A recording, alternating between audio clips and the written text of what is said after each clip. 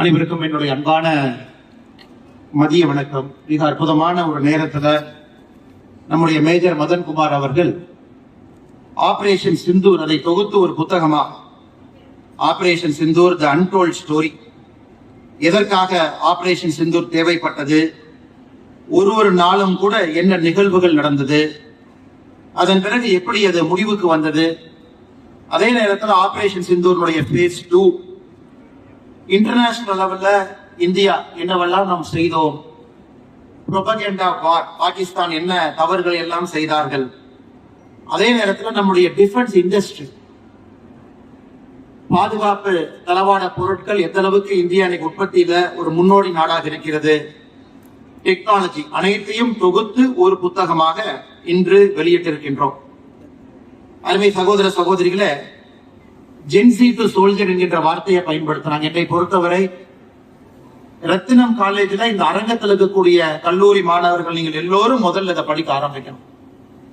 நாட்டுக்காக நம்முடைய சோல்ஜர்ஸ் எப்படி கஷ்டப்பட்டு வேலை பார்க்கறாங்க, பல நேரம் ஒரு பாராட்டுகளை கூட நாம் தெரிவிப்பது கிடையாது, ஆனாலும் கூட அவர்களுடைய வேலை நடந்து கொண்டே இருக்கிறது.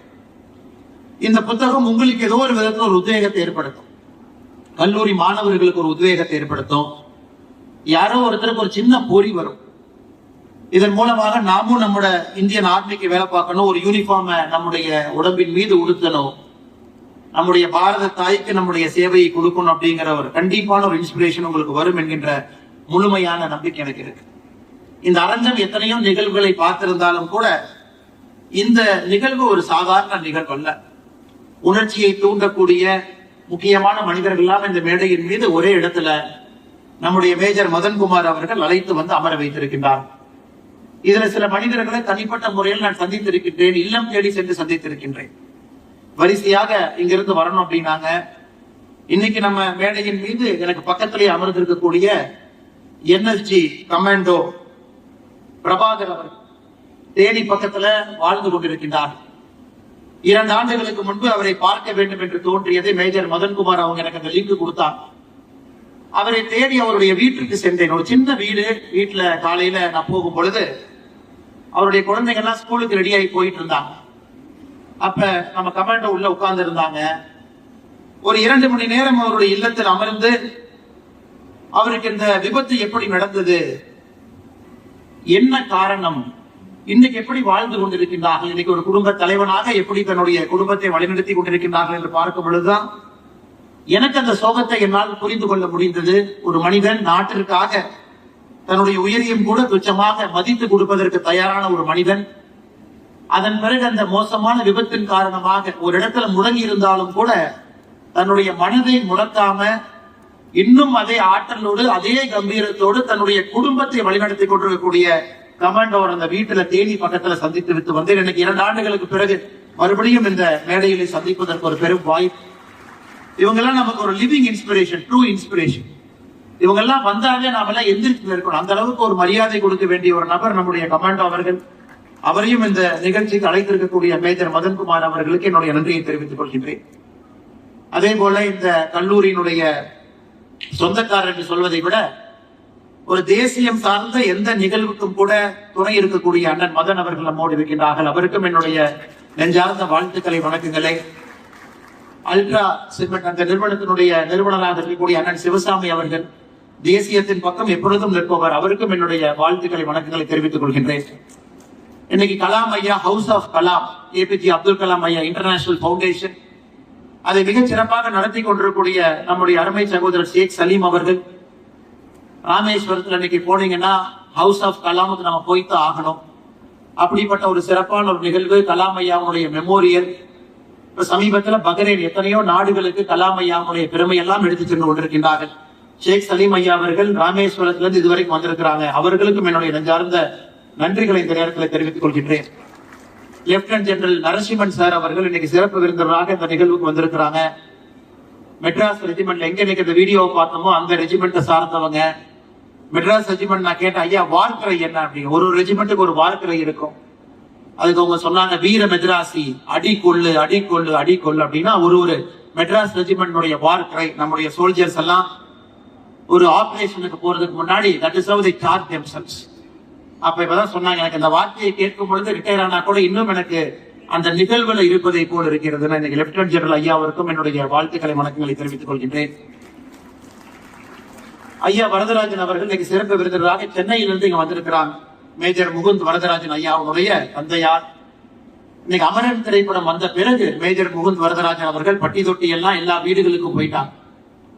ஆனா தன்னுடைய மகனை இந்தியன் ஆர்மிக்கு கொடுத்து ஒரு வீர மரணம் அடைந்த பிறகு இன்னைக்கு வரதராஜன் ஐயா அவர்களும் அவருடைய துணைவியார் அவர்களும் அதே கம்பீரத்தோடு அவர்கள் வாழ்ந்து கொண்டிருக்கின்றார்கள். எல்லா இடத்துலையும் கூட நமக்கு ஒரு ரியல் டைம் இன்ஸ்பிரேஷனா இருக்கிறாங்க.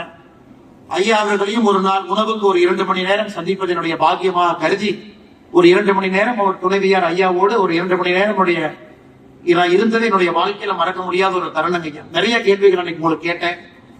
அந்த கேள்விகள் அந்த பதில்கள்லாம் ஒரு குழந்தைக்கு போகணும். எப்படி ஒரு மகனை நீங்க தைரியமா கொடுத்தீங்க, அந்த மகன் இறந்த பிறகு உங்களுடைய மனநிலை என்ன, இன்னைக்கு உங்க வாழ்க்கையில் என்ன பண்ணிட்டு இருக்கிறீங்க. அதனால் நீங்க எப்பொழுதுமே ஐயா போன்றவர்கள் நமக்கு எப்பொழுதும் ஒரு இலக்கணமாக நமக்கு இருக்கணும். ஐயாவுக்கும் என்னுடைய நெஞ்சார்ந்த வாழ்த்துக்களை தெரிவித்து, டாக்டர் ரனீஷ் அவர்கள் இந்த புத்தகத்தை பெற்றுக்கொள்வதற்கு சிறப்பு விருந்தினராக வந்திருக்கின்றார்.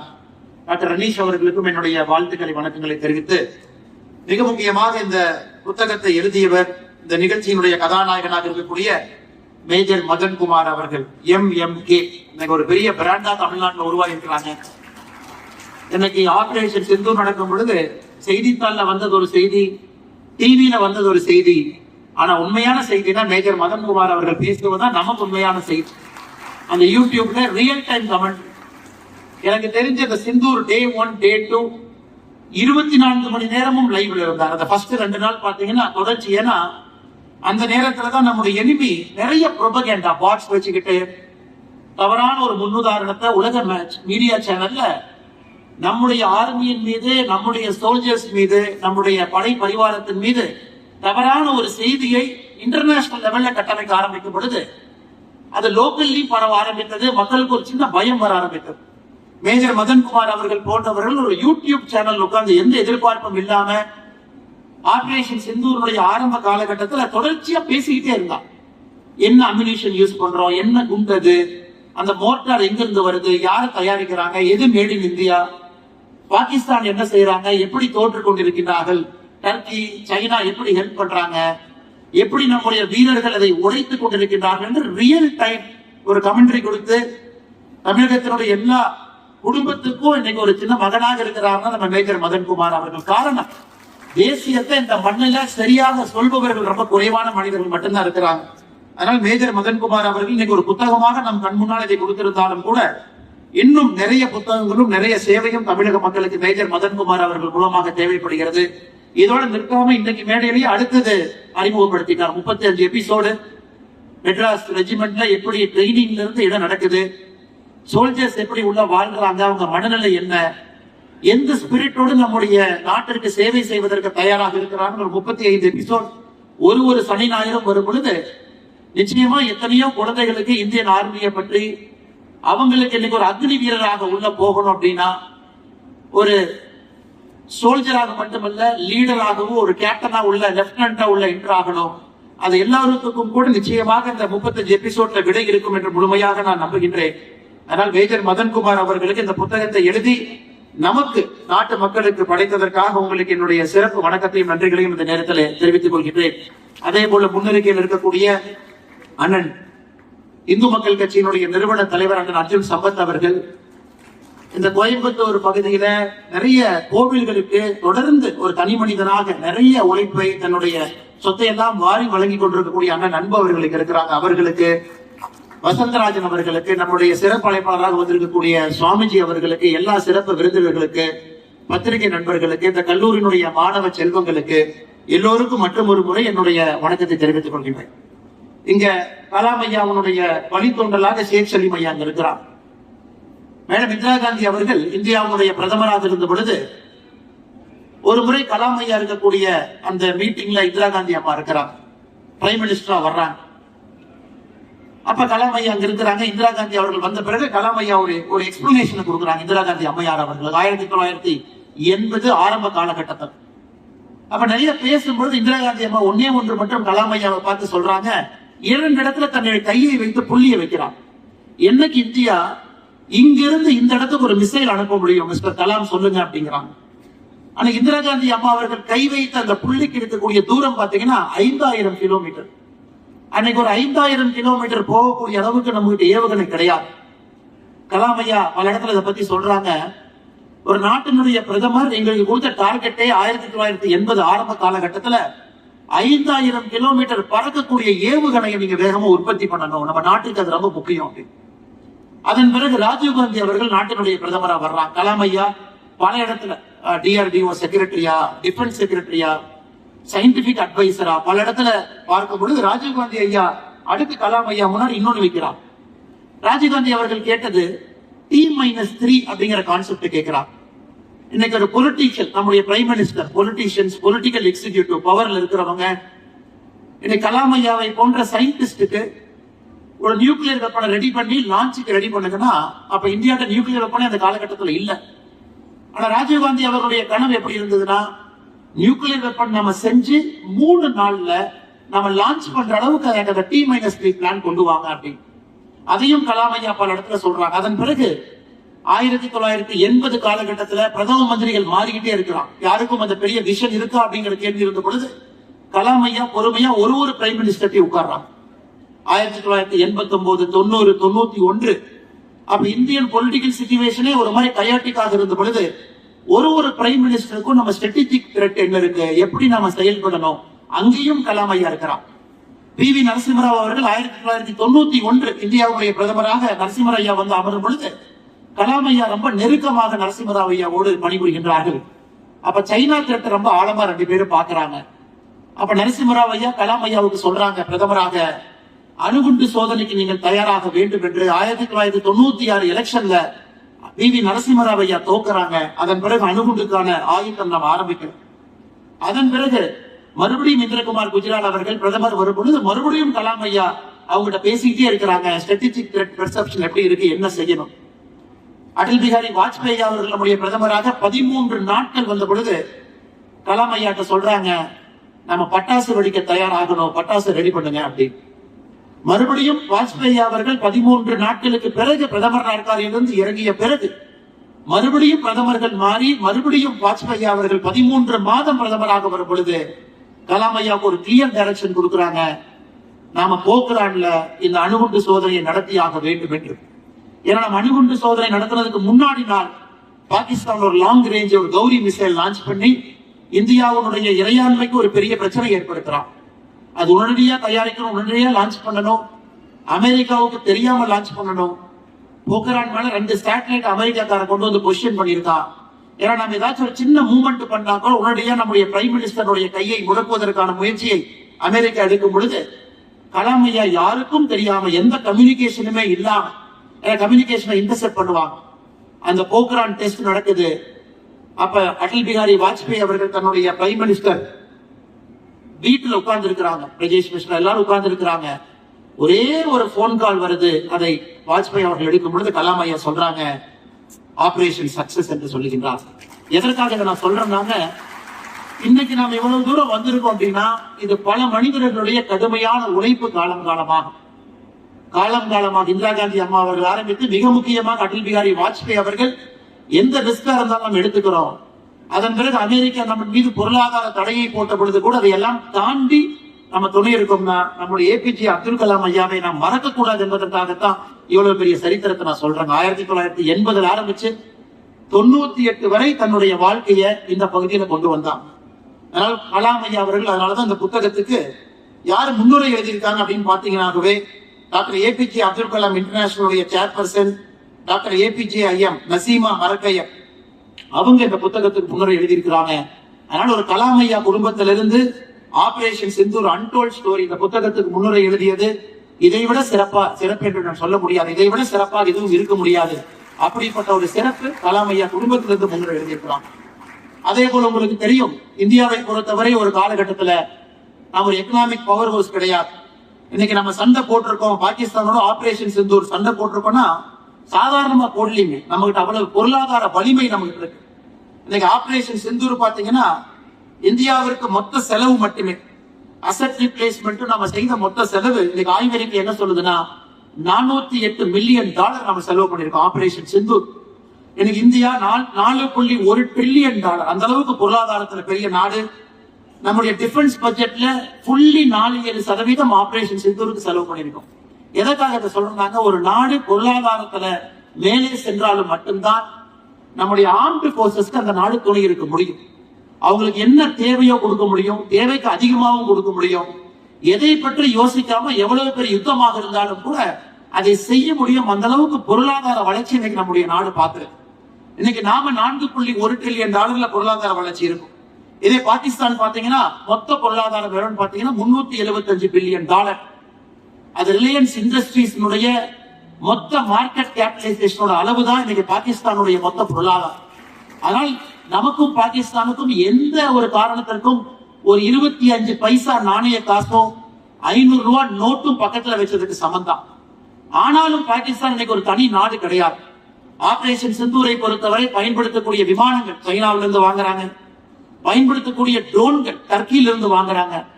இன்னைக்கு சைனாவோ டர்க்கியோ இந்த புத்தகத்துல மேஜர் மதன் அவர்கள் எழுதியிருக்கிறாங்க, டர்க்கியோ சைனாவோ அவங்க தயாரிச்ச பொருள் எல்லாம் அது வெடிக்குதா வெடிக்கலையா பாகிஸ்தான் மூலமா சோதனை ஓட்டம் போடுவதற்காக தான் அவங்க பாகிஸ்தானை பயன்படுத்துறாங்க. 25 பைசா நாணயம் ஒரு பக்கமும் 500 ரூபாய் நோட்டு ஒரு பக்கமும், அப்படித்தான் அந்த சண்டை. ஆனாலும் நாம் பாகிஸ்தானுக்கு ஏற்படுத்தியிருக்கக்கூடிய சேதத்தை நீங்க பாத்தீங்கன்னா எந்த அளவுக்கு நாம் பாகிஸ்தானுக்கு சேதத்தை ஏற்படுத்தி இருக்கோம்னா கிட்டத்தட்ட 1.5 பில்லியன் டாலர் பாகிஸ்தானுக்கு டோட்டலா நம்ம சேதத்தை ஏற்படுத்தி இருக்கோம். இன்றைய மதிப்பின்படி 14,500 கோடி ரூபாய் பாகிஸ்தானுக்கு ஏற்பட்டிருக்கக்கூடிய சேதம். அவங்களோட இன்ஃப்ராஸ்ட்ரக்சர் டேமேஜா இருக்கலாம், தளவாடங்கள் திரும்ப ரீப்ளேஸ்மெண்டா இருக்கலாம், ஃபைட்டர் ஜெட்ஸ் கீழே விழுந்ததா இருக்கலாம், அவங்களுடைய பேஸ் டேமேஜா இருக்கலாம். இந்தியாவுக்கான மொத்த செலவு 408 மில்லியன் டாலர் என்று ஆய்வறிக்கை சொல்லுகிறது. பாகிஸ்தானுக்கான மொத்த செலவு 1.5 பில்லியன் டாலர். எந்த அளவுக்கு நாம் வளர்ந்திருக்கிறோம் மேஜர் மதன்குமார் அவங்க சொல்றாங்க.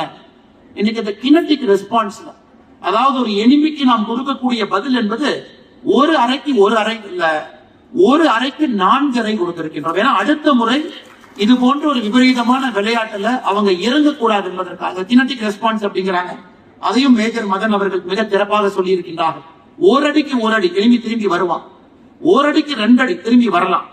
ஆனா ஓரடிக்கு 4 அடி கொடுத்ததன் மூலமாக இன்னொரு முறை பாகிஸ்தான் இதை முயற்சி செய்தால் விபரீதம் மிக மோசமாக இருக்கும் என்பதற்கான நம்முடைய ஆபரேஷன் சிந்தூருடைய டோட்டல் ஆக்ஷன் பிளான் அந்த மாதிரி இருந்திருக்கு.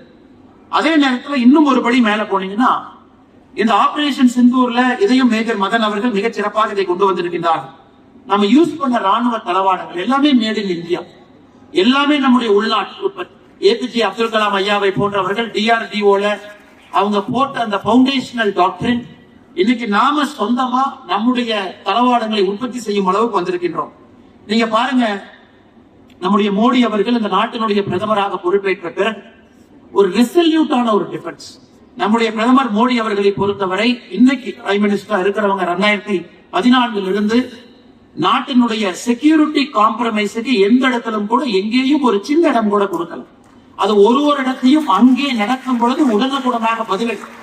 இன்னைக்கு 2022ல பினான்சியல் இயர் 2022ல total Indian defence industry export பாருங்க 12,000 கோடி, 23ல 15,000 கோடி, 24ல 21,000 கோடி, 25ல 23,000 கோடி, அப்படியே வளருது. ஆனா ஆபரேஷன் சிந்தூருக்கு பிறகு நம்முடைய டிஃபென்ஸ் இண்டஸ்ட்ரி பாத்தீங்கன்னா 23,000 கோடியிலிருந்து 38,000 கோடிக்கு போகுது. ஏன்னா ஆபரேஷன் சிந்தூர்ல எல்லாத்தையும் பார்த்துட்டாங்க. நம்முடைய ராணுவ தளவாடங்களை உலக நாடுகள் பார்த்துட்டாங்க. இன்னைக்கு நம்முடைய பிரம்மோஸ் வியட்நாம் வாங்குறாங்க, இந்தோனேஷியா வாங்குறாங்க. ஆகாஷ் ஏர் டிஃபென்ஸ் சிஸ்டம் கிட்டத்தட்ட 95% இன்டரப்ஷன் ரேட், அதை பல சமயம் சவுத் அமெரிக்கன் கண்ட்ரீஸ் அதை வாங்குறாங்க. அதே போல லாய்டிங் முனிஷன், நேத்ராவுடைய ஏர்போர்ன் ஏர்லி வார்னிங் சிஸ்டம் பல நாடுகள் நம்ம கிட்ட பேச்சுவார்த்தை பண்றாங்க. ஆபரேஷன் சிந்தூர்ல நாம் எதிரிக்கு நாம் பதிலடி மட்டும் கொடுக்கல, நம்ம நாட்டினுடைய ராணுவ தளவாட உற்பத்தியினுடைய திறன், குவாலிட்டி ஆஃப் இன்ஃப்ரா எந்த அளவுக்கு நம்ம வச்சிருக்கோம், அதையும் கூட உலக நாடுகளுக்கு எனக்கு ஒரு சிம்ம சொப்பனமாக நம்முடைய நாடு மாறி இருக்கிறது என்பதையும் கூட இந்த புத்தகத்தில். அதான் இந்த புத்தகம் எனக்கு பிடிச்சதுங்க. It's a complete competition. என்னைக்கு பெஹல்காம்ல ஆரம்பிச்சது, ஏன் நடந்தது, அந்த ரெசிஸ்டன்ஸ் ஃப்ரண்ட் யாரு, லஷ்கர்-இ தொய்பால இருந்து ஏன் அதை செஞ்சான், அவனுடைய நோக்கம் என்ன, அங்கிருந்து ஆரம்பிச்சு ஏன் ஆபரேஷன் சிந்தூர் செஞ்ச முதல் நாள் என்ன நடந்தது, நம்முடைய தாக்குதல் என்ன, பாகிஸ்தான் ரெஸ்பான்ஸ் என்ன, இரண்டாவது நாள், மூன்றாவது நாள் 13 நாட்கள் போறாங்க. அதன் பிறகு phase 2 வர்றாங்க. அதன் பிறகு நம்முடைய ராணுவ தளவாட உற்பத்தி அந்த மையங்களை சுட்டிக்காட்டி மேஜர் மதன் அவர்கள் எழுதியிருக்கின்றார். அதனாலதான் நான் சொன்னேன், இது ஒரு கம்ப்ளீட் புக் என்று சொன்னேன். எல்லா விஷயங்களையும் கூட முழுமையாக இதில் எழுதியிருக்கிறார். அதே நேரத்தில் எனக்கு ரொம்ப ஆச்சரியமான விஷயம், இந்த புத்தகத்துல மேஜர் மதன் அவர்கள் குறிப்பிட்டிருக்கக்கூடிய சில விஷயங்கள். சாப்டர் 1 30ஆம் பக்கத்துல pulse of a wounded nation சொல்றாங்க. எப்படி பெகல்காம் நடந்து அப்பாவி பொதுமக்கள் பெகல்காம்ல இறந்தாங்களோ, இந்த அப்பாவி பொதுமக்கள் எல்லோரும் புகைப்படங்கள் இங்க இருக்கு. ஆபரேஷன் சிந்தூர்ல நமக்காக உயிர் நீத்த வீரர்களுடைய புகைப்படம் எல்லாம் அஞ்சலி செலுத்தி இங்க இருக்கின்றோம். அதுல சொல்றாங்க, பெகல்காம் நடந்து முடிந்த பிறகு காஷ்மீர்ல இருக்கக்கூடிய நிறைய மாஸ்க் அவங்களுடைய ஃப்ரைடே செர்மன்ல அங்க இருக்கக்கூடிய முஃப்டிஸ் அங்க இருக்கக்கூடியவங்க என்ன பேசினாங்கன்னா, யார் ஒருவன் அப்பாவி பொதுமக்களை கொண்டிருக்கின்றார்களோ அவர்கள் எல்லோரும் அல்லாஹ்வுக்கு எதிரானவன் மட்டும்தான். அதனால காஷ்மீர்ல அப்பாவி பொதுமக்களை கொன்றுவிட்டு ஜிஹாத் என்று சொன்னால் நாங்கள் அதை ஏற்றுக்கொள்ள மாட்டோம். இதற்கு பழி தீர்க்க வேண்டும் என்று காஷ்மீர்ல எத்தனையோ மசூதியில அவர்கள் பேசியிருப்பதையும் கூட நம்முடைய மேஜர் மதன் அவர்கள் இந்த புத்தகத்துல சுட்டி காட்டியிருக்கிறார். லால் சவுக்ல ஒரு பேனர், அவர் கெஸ்ட் வர் கில்ட், Kashmir is wounded, do justice, punish the killers. அவங்க இந்திய அரசுக்கு சொல்றாங்க, எங்களுடைய உள்ளே வந்த விருந்தினர்களை கொண்டிருக்கின்றார்கள், உடனடியாக அதற்கு பழி தீர்க்க வேண்டும் என்று. இதுல இன்னொரு ஆச்சரியமான விஷயம், மேஜர் மதன் அவர்களை பொறுத்தவரை இந்த புத்தகத்துல ராமாயணா மகாபாரதத்தை ஒரு தீமா இந்த புத்தகம் முழுவதுமே கொண்டு போறாங்க. ராமாயணம், மகாபாரதம், நம்முடைய அர்த்த சாஸ்திரம், கௌட்டில்ய அவர்கள் சொல்லி இருப்பது எல்லாத்திலுமே பிளானிங், ஸ்ட்ராட்டஜிக் டிஃபென்ஸ், அது எப்படி இன்னைக்கு இந்தியன் ஆர்மி தன்னுடைய டாக்டரின்குள்ள கொண்டு வருது. இன்னைக்கு ப்ராஜெக்ட் உத்பவ், இந்தியன் ஆர்மி அர்த்த சாஸ்திரம் இருக்கக்கூடிய நல்ல நல்ல விஷயங்களை லீடர்ஷிப் ட்ரைனிங் குள்ள கொண்டு வர்றாங்க. இவ்வளவு விவரமாக ஒரு புத்தகத்தை ஒரு மனிதன் சொல்லி இருக்க முடியும் என்றால் இந்த புத்தகத்துல நம்முடைய மேஜர் மதன் அவர்கள் சொல்லி இருக்கக்கூடிய ஆபரேஷன் சிந்தூர் தி அன்டோல்ட் ஸ்டோரி. அதனால இளைஞர் பெருமக்கள் யார் இங்க இருக்கிறீங்களோ நிச்சயமா இந்த புத்தகத்தை நீங்க படிக்கணும். ஏதோ ஒரு இடத்துல உங்களுக்கு ஒரு உத்வேகம் கிடைக்கும். ஒண்ணு, நம்ம ஆர்மியில சேரலினா கூட ஆர்மியை பெட்டரா புரிஞ்சுக்குவோம், அண்டர்ஸ்டாண்ட் பண்ணிக்குவோம். அவங்க நமக்காக என்ன வேலை செய்யறாங்கிற முழு புரிதல் நமக்கு வரும். ஆர்மியை சுற்றி இருக்கக்கூடிய ஈகோ சிஸ்டம், டிஃபென்ஸ் இண்டஸ்ட்ரியில இருந்து தளவாடத்துல இருந்து ஏன் செய்யறாங்க நமக்கு தெரியும். பொலிட்டிக்கல் ரெஸ்பான்சஸ், இன்னைக்கு அரசியலை பொறுத்தவரை ஆளும் கட்சினா சரி, எதிர்கட்சினா தவறு அப்படின்னு இருக்கக்கூடிய காலகட்டத்துல பொலிட்டிக்கலா ஏன் இந்த ரெஸ்பான்ஸ் எடுக்கிறாங்க? எதற்காக மோடி அவர்கள் ஒரு பிரதம மந்திரியாக அந்த ரெஸ்பான்ஸ் எடுத்தாங்க? எதற்காக ஆர்மி ஜெனரல்ஸ் அந்த டாக்டிக்ஸ் ஸ்ட்ராட்டஜியை ஃபாலோ பண்ணாங்க? எதற்காக இந்தியன் ஆர்மி ஒரு கிரீடோட ஒரு மோட்டோவோட ஃபைட் பண்றாங்க? இது அனைத்தையும் கூட இந்த புத்தகத்தில் இருக்கு. பொலிட்டிக்கல் ரெஸ்பான்ஸ், ஆர்மி லீடர்ஷிப்னுடைய கரேஜ், கீழே இருக்கக்கூடிய ஒரு சோல்ஜர்ஸும் உணர்வு மிக்கவராக நம்ம நாட்டுக்காக போராடியதை எல்லாம் துல்லியமாக படம் பிடித்திருக்கக்கூடிய மேஜர் மதன் அவர்களுக்கு என்னுடைய சிறப்பு நன்றிகளை தெரிவித்து, அடுத்து என்னுடைய பேச்சினுடைய கடைசி 2-3 நிமிஷத்துக்கு வரணும் அப்படின்னாங்க. இன்னைக்கு நமக்கு ஆர்மி ஜெனரல்ஸ், நம்ம லெப்டினன்ட் ஜெனரல்ஸ் வர பத்தி சொல்றோம், லெப்டினன்ட், கேப்டன், மேஜர், மேல போயிட்டே இருப்போம். Lieutenant colonel, brigadier, lieutenant general, major general வரைக்கும் நம்ம போறோம். இன்னைக்கு நம்ம 3 போர்சஸுக்கு கூட ஒரு கமாண்டா நம்ம ஒருத்தரை கொண்டு வந்திருக்கோம். அதுக்கு ஒரு சீனியர் ஆஃபீஸர் இருக்காங்க. இன்னைக்கு ஆர்மியை பொறுத்தவரை மேலே செல்லக்கூடிய தலைவர்கள் ரொம்ப இன்டெலிஜென்ட்டா, ரொம்ப ரெஸ்பான்சிவா, பேட்டில் ஃபீல்ட் டாக்டிக்ஸை முழுமையா தெரிஞ்சவங்க எல்லாம் நமக்கு ஆர்மிக்கு தேவைப்படுறாங்க. அதனால எத்தனையோ யங்ஸ்டர்ஸ் இங்க இருக்கீங்க. இது ஒரு அற்புதமான கெரியரா நீங்க கன்சிடர் பண்ணணும். ஒரு ஆர்மியில நீங்க ஒரு ஆபீசரா, ஒரு சோல்ஜரா நீங்க போறது ஒரு மிகப்பெரிய ஒரு கெரியர் ஆப்பர்ச்சுனிட்டி அவங்களுக்கு இருக்கு. ஏன்னா ஜென்சி பாத்தீங்கன்னா இந்தியாவில மட்டுமே ஜென்சிங்கிறது நம்ம எல்லாருமே ஜென்சின்னு சாதாரணமா சொல்லிடுறோம். ஜென்சி யார் அப்படின்னு கேட்டீங்கன்னா, இந்தியாவை பொறுத்தவரை நம்ம ஜென்சிங்கிற வார்த்தைக்கு பெருசா மரியாதை இல்லை. காரணம், இளைஞர்கள் தான் நம்ம சொல்றோம். அமெரிக்காவை பொறுத்த வரைக்கும் ஜென்சி 1996 இருந்து 2013-14 வரை யாரு பிறந்தாங்களோ அவங்கள ஜென்சின்றோம். 2013-14 இருந்து 2025 வரைக்கும் யாரு பிறந்தாங்களோ அவங்கள ஜென் ஆல்பா. 2026 இருந்து யார் பிறந்திருக்காங்களோ அவங்க ஜென் பீட்டா. ஜென் பீட்டா வந்துருச்சுங்க, அடுத்து வந்துட்டாங்க. இப்ப நிறைய பேருக்கு நம்ம பேசினாவே, ஆனா நான் ஜென்சி அங்கிட்ட வேற மாதிரி பேசுங்க அப்படின்னு நம்ம இளைஞர்கள் சொல்றதை நான் பல இடத்துல கவனிக்கிறேன். இன்னைக்கு குறிப்பா ஜென்சி டு சோல்ஜர்னு சொல்றாங்க. ஜென்சி உங்களுக்கு ஒரு பெரிய பர்பஸ், இன்னைக்கு லைஃப்ல உங்களுக்கு ஒரு பெரிய பர்பஸ் நீங்க தேடிட்டு இருக்கீங்க, நமக்கு நல்லா தெரியுது. ஒரு மனிதனாக, ஒரு ஆளுமையாக ஒரு மாற்றத்தை கொடுக்க வேண்டும் என்று ஜென்சி விரும்புறீங்க. ஒரு பர்பஸ் உங்களுக்கு வேணும்னா uniform gives you the highest purpose. அதை விட ஒரு ஹையஸ்ட் பர்பஸ் எதுவுமே உங்களுக்கு இல்ல. காரணம், உங்க ஈகோவை தாண்டி இன்னொரு விஷயத்துக்காக நீங்க களத்தில் நிற்கிறீங்க. சோ மேடையில் இருக்கிறவங்க எல்லாம் எல்லோருமே ஒரு விதத்துல யூனிஃபார்ம் போட்டவங்க. அதனால ஜென்சி இன்னைக்கு நீங்க சோல்ஜர் ஆகவோ அல்லது உள்ள நீங்க ஒரு லீடர் ஆகவோ இந்தியன் ஆர்மிக்கு நீங்க போகணும் அப்படின்னா நீங்க இன்னைக்கு யூனிஃபார்ம் சர்வீசஸ் ஒரு கிரெடிபிள் ஆப்ஷனா நீங்க பார்க்கணும். அதுல நீங்க சர்வ் பண்ண போகணும். மேஜர் மதன் அவர்கள் ஒரு சிறந்த உதாரணம். 2003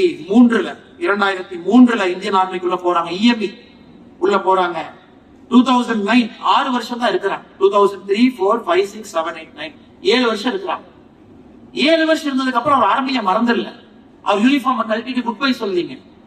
7 வருடம் இருந்த பிறகு அந்த 7 வருஷத்துல பாருங்க, operation Rakshak medal, Sainya Seva medal, high altitude medal, army commanders commendation card, counter terrorism operation, delta force, Rashtriya rifle, Poonch, Pathankot, Doda, Jammu and Kashmir, பஞ்சாப்ல வேலை பார்த்திருக்காங்க.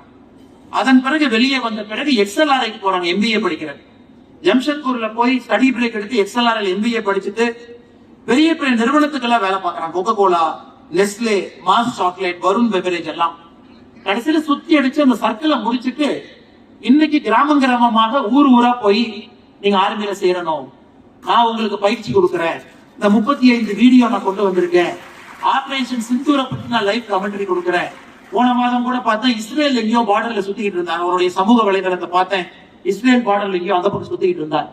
அதனால ஒருக்கா நீங்க யூனிஃபார்ம் போட்டாவே நீங்க யூனிஃபார்ம் போட்டவர் தான். அந்த கல்பனா கூட ஆர்மியை பொறுத்தவரை once you wear uniform you are always a soldier என்று சொல்வார். இன்னொரு பக்கம் ஃபுல் சர்வீஸ் முடிச்ச லெப்டினன்ட் ஜெனரல் ஐயா இருக்கிறாங்க, ஃபுல் சர்வீஸ். அவர் சேர்ந்து ஃபுல் சர்வீஸ் எல்லாத்தையும் பார்த்துட்டு மெட்ராஸ் ரெஜிமெண்ட்ல ரிட்டையர் ஆன லெப்டினன்ட் ஜெனரல் அவங்க இருக்காங்க. 2 பேரும் நமக்கு இன்ஸ்பிரேஷன்.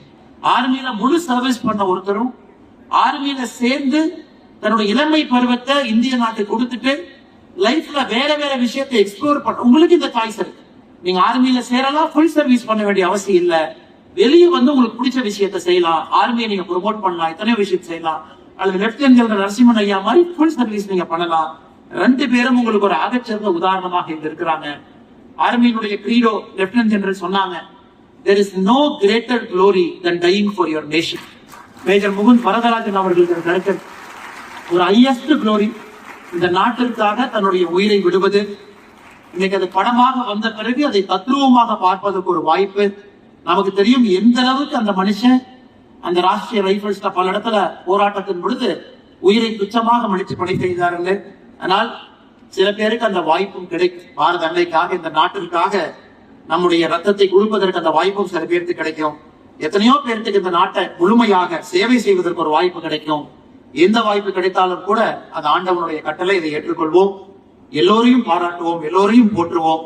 மற்றும் ஒரு முறை மேஜர் மதன்குமார் அவர்களுக்கு இந்த சிறப்பான நிகழ்ச்சியை ஏற்பாடு செய்து எல்லோரையும் ஒரு மேடையில் அழைத்து வந்து அமர வைத்து, நல்ல மனிதர்கள் எல்லாம் முன்னிறுத்தியில் அமர வைத்து, பத்திரிகை நண்பர்கள் இருந்து நம்முடைய கல்லூரி நண்பர்கள் எல்லாம் ஒரே இடத்துல கூட்டிட்டு வந்து அமர வைத்து ஒரு பெரிய நிகழ்ச்சியை சிறப்பாக செய்து கொண்டிருக்கின்றீர்கள். அதனால உங்களுடைய இந்த 35 எபிசோடுக்கு வெயிட் பண்ணிட்டு இருக்கோம். அதை எப்படி நீங்க அதை கொண்டு வர்றீங்க? All of us are excited. Training நாங்க யாரும் உள்ள போய் பார்த்ததில்லை. அந்த நேர விஷுவல் மீடியத்துல எங்களுக்கு வந்து சனிக்கிழமை ஞாயிற்றுக்கிழமை கொடுக்க போறீங்க. அது எத்தனையோ இளைஞர்களை மோட்டிவேட் பண்ண போது. மறுமுறை மொழிமுறை பிரபாகர் சாருக்கு என்னுடைய you're true inspiration sir, you're true inspiration for who you R.